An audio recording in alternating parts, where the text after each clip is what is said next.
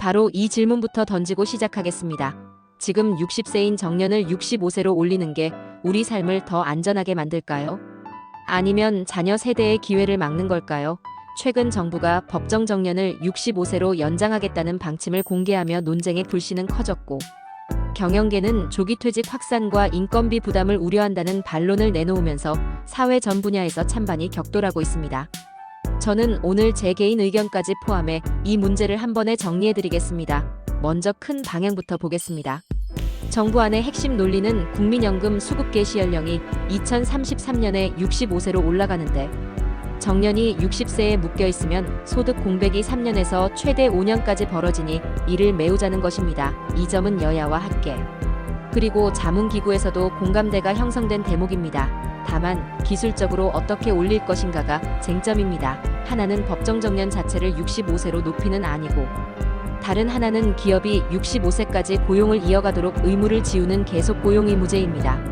대통령 직속 기구는 2033년까지 단계적으로 65세까지 고용 의무를 지우는 방안을 제시하며, 2028년부터 2031년까지는 2년마다 1년씩, 2032년부터는 매년 1년씩 늘려 2033년에 연금 개시와 일치시키자는 로드맵을 내놓았습니다.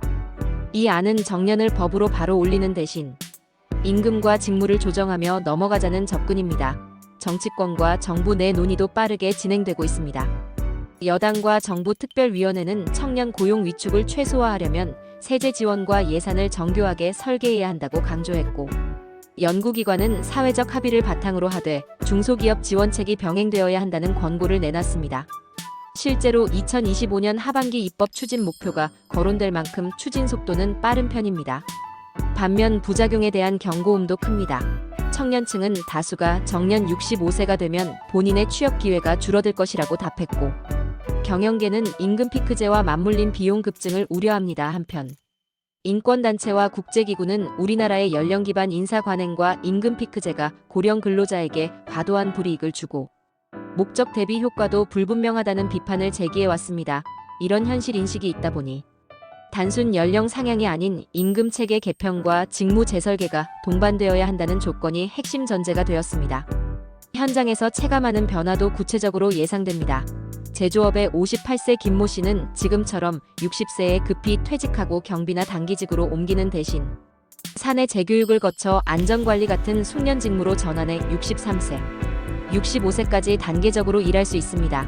다만 임금은 직무 난이도와 생산성을 반영해 조정될 텐데 그 과정에서 생활임금이 지켜져야 하고, 건강과 안전 리스크가 큰 직종은 특례가 필요합니다. 반대로 29세 취업준비생 박모 씨에게는 신규 채용이 잠시 둔화될 수 있어 정부가 청년 일자리 바우처와 중소기업 채용, 인센티브 같은 보정책을 얼마나 과감하게 쓰느냐가 직접적인 변수가 됩니다. 이런 균형 설계의 필요성은 국회와 정부, 토론회에서도 반복 확인되고 있습니다. 제 의견을 분명히 말씀드리면 저는 정년 65세 상향 혹은 65세 계속 고용의무제 도입에 찬성하되 속도 조절과 세 가지 안전장치를 강하게 권합니다. 첫째, 속도입니다. 2028년부터 2033년까지의 단계적 상향은 국민연금 개시 시점과 정확히 맞물리므로 사회적 수용성이 가장 높습니다. 둘째, 돈입니다.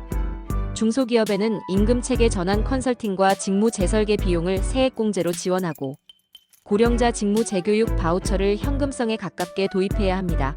셋째, 공정입니다. 임금 피크제는 목적, 타당성과 보완 조치가 없으면 분쟁 위험이 크므로 합리적 조정 규칙을 표준 가이드로 명확히 해야 합니다. 또한 위험도가 높은 현장직과 야간 노동은 계속 고용 의무의 예외, 또는 강화된 건강검진과 휴식 규정을 포함해야 합니다. 이 세 축을 정교하게 깔면 세대 갈등을 줄이면서 소득 공백을 해소할 수 있습니다. 국제 비교와 인구 구조는 이 변화를 더는 늦추기 어렵다는 점을 보여줍니다. 한국은 이미 초고령 사회로 진입했고, 고령층의 경제활동 비중은 꾸준히 늘고 있습니다. 다만 일본처럼 단순 정년 상향만으로는 문제를 풀 수 없고, 우리 노동시장의 연공급 관행과 대기업 중심 구조라는 제약을 동시에 건드려야 합니다. 그래서 제 결론은 명확합니다.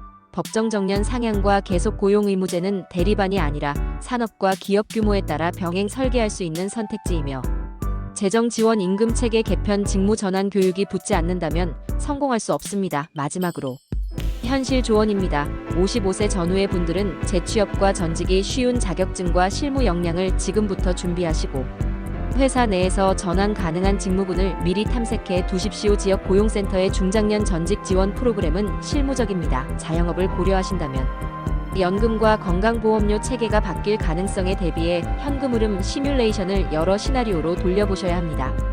그리고 제 채널을 통해 업종별 임금 조정 사례와 교육과정 정보를 꾸준히 정리해서 전해드리겠습니다.